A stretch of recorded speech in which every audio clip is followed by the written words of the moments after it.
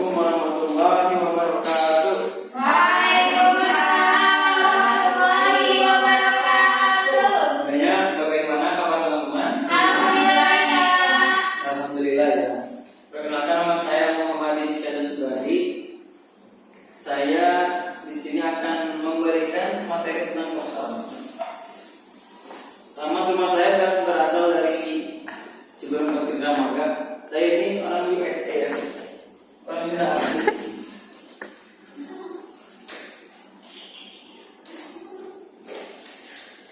Langsung saja kita kepada materi tohara. Pengertian dari tohara ialah tohara berasal dari bahasa Arab, satu sinonim dengan kata anazifah yang berarti bersih, yaitu bersih dari segala bentuk kotoran, baik yang terlihat sebagaimana najis ataupun yang tidak terlihat sebagaimana air. Sedangkan menurut istilah adalah melakukan ritual ibadah yang dapat menjadi penyebab diperbolehkannya mendirikan sholat seperti wudu, tayamum, mandi dan lain sebagainya. Tohara ialah perintah agama untuk bersuci dari hadas dan najis. Kedudukan bersuci dalam hukum Islam termasuk amalan yang penting lantaran salah satu syarat sah sholat ialah diwajibkan bersuci dari hadas dan najis.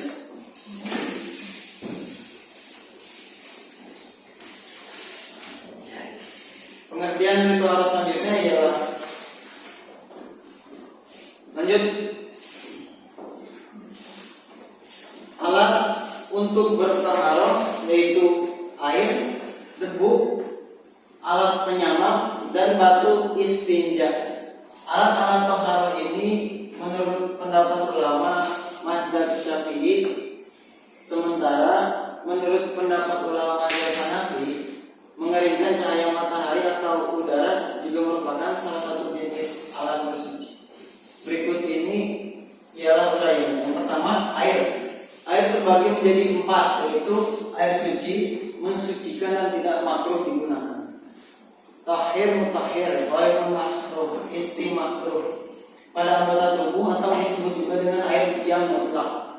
Secara definisi, air mutlak adalah air yang tidak memiliki identitas yang menetap, qaid lazim, seperti air sumur, air laut, air sungai dan sebagainya.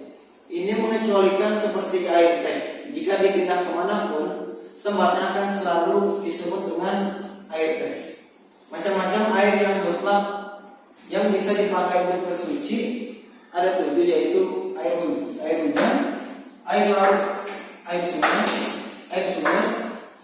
air dari mata air sumber, air es atau salju, dan yang terakhir ada air embun. Ketujuh macam air ini kemudian disederhanakan lagi menjadi 2 kelompok, yaitu air yang turun dari langit dan air sumber yang keluar dari bumi. Di antara ayat yang menjelaskan tentang ini yaitu adalah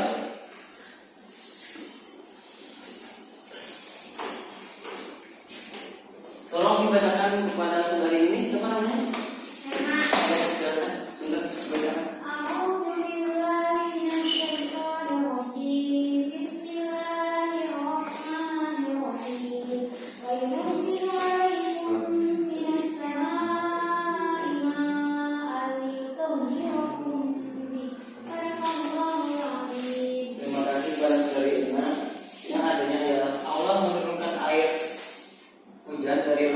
Kepadamu untuk menjadikan kamu dengan hujan itu. Surah Al-Anfal surah ke-8 ayat 11. Dalil selanjutnya ialah dalil tohara. Sudah ini yang telat tadi ya? Iya. Siapa namanya? Namanya Mustafa. Ya, silakan untuk dibacakan. Kalau misalnya Arabnya kayaknya kurang kelihatan, Kak. Apa boleh harus Arabnya? Iya, enggak apa-apa. Nah, jadi dari dalil tersebut yaitu artinya sungguh Allah menyukai orang yang tobat dan menyukai orang yang menyucikan diri. Al-Baqarah ayat 222.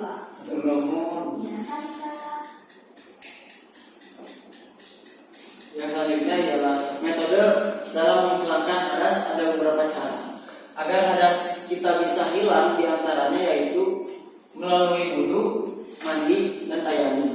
Wudu dan mandi menggunakan media air, sedangkan tayamum menggunakan wudu. Masing-masing akan dijelaskan sebagai wudu. Pengertian dari wudu secara bahasa adalah sebutan bagi suatu pekerjaan yang mencakup fardu dan sunnah. Sedangkan secara istilah adalah sebutan untuk membasuhkan beberapa anggota tubuh dengan niat dan metode tertentu.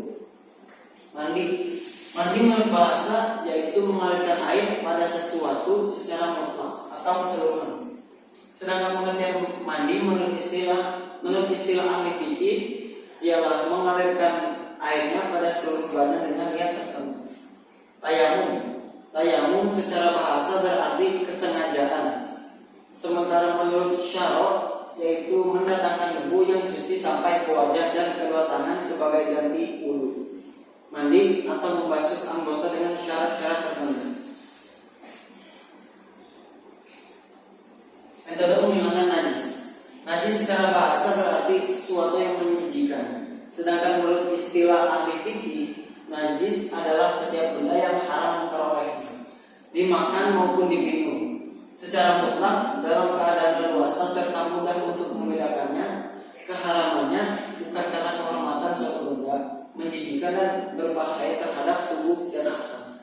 Maksud dari kata haram memperolehnya atas tanda kutip ialah haram dimakan ataupun diminum. Sedangkan kata mutlak dalam tanda kutip maksudnya ialah najis yang sedikit atau banyak. Sementara kata keadaan leluasa dalam tanda kutip yaitu mengecualikan keadaan darurat yang memperbolehkan memakan benda najis dan kata serta mudah untuk membedakan dalam tanda kutip itu mengecualikan memakan ulat yang sudah mati yang terdapat di dalam keju, buah-buahan dan lain sebagainya. Macam-macam jenis najis. Najis mughalazah yaitu najis yang diperberat dalam mensucikannya, seperti najis anjing, babi, dan hewan yang terlahir dari keduanya, atau perkawinan silang. Cara mensucikan benda yang terkena najis ini yaitu dengan membasuh 7 kali basuhan setelah menghilangkan ain atau bentuk najisnya tersebut. Kemudian salah satu basuhan tersebut dicampur dengan debu. Najis mukhafafah. Najis mukhafafah yaitu najis yang diperingan dalam mensucikannya, seperti air kencingnya bayi laki-laki yang belum mengonsumsi apapun kecuali air susu itu dan belum berusia 2 tahun. Cara membersihkan najis ini ialah dengan memercikan air pada najis tersebut dengan syarat kadar air lebih banyak dari najisnya meskipun air itu tidak mengalir. Hal tersebut dilakukan setelah membersihkan air dari sifat-sifat najisnya. Yang ketiga, najis mutawasithah. Najis mutawasithah yaitu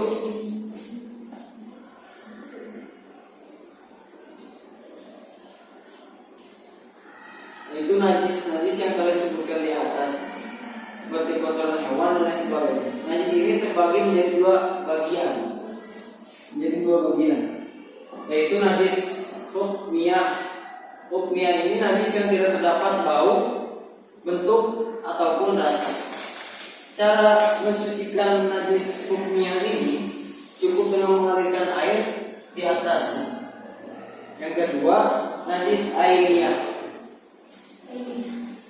Najis ainiyah yaitu najis yang terdapat bau, bentuk, dan rasa.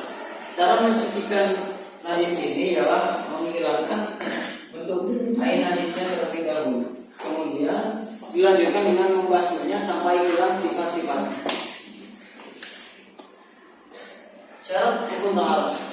Dalam syarat rukun taharah ialah Islam, berakal, balik, masuk waktu, jika mendirikan suatu hal, tidak lupa, tidak dipaksa.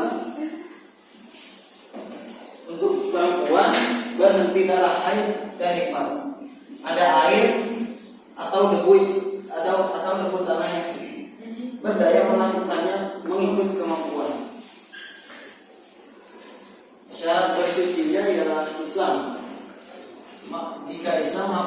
kesuciannya orang non-muslim, hukumnya tidak akan sah walaupun dia melakukan sesuai dengan rukun-rukun. Tamyiz ini adalah bid'ah. Dalam masalah taharah tidak disyaratkan balik atau batasan usia. Sekiranya dia sudah tamyiz ataupun pintar, maka bisa sah. Untuk batasan tamyiz sendiri ada beberapa pendapat. Ada yang mengatakan batasan tamyiz adalah anak sudah bisa mandiri, sekiranya ia mampu makan, minum, istinja dan kebiasaan lainnya sendiri. Dari syarat pintar ini bisa diambil pengertian bahwa orang yang gangguan jiwa dan anak yang belum bisa mandiri belum bisa disebut sah. Selanjutnya, tidak ada perkara yang menghalangi sampainya air anggota yang dibasuh, seperti lilin, minyak yang mengubah, cat, tinta dan lain sebagainya. Berbeda halnya tinta atau henna yang hanya menyisakan bekas warna saja, maka hukumnya sah. Jika tato masih dalam permasalahan wudhu, bagi orang yang bertato ada banyak pendapat tergantung pada posisi tato tersebut. Jika menutupi kulit, maka sesucinya tidak akan sah. Bila di dalam kulit, maka sesucinya bisa sah. Akan tetapi hukum tato sendiri haram. Hanya Allah yang tahu. Wallahu a'lam bishawab. Menggunakan air yang suci dan mensucikan, yakni air tersebut masih murni dan tidak tercampur perkara lain yang dapat merubah sifat air dari warna, bau dan rasa. Dan juga air belum digunakan untuk menghilangkan hadas maupun najis. Ya, sekian, terima kasih.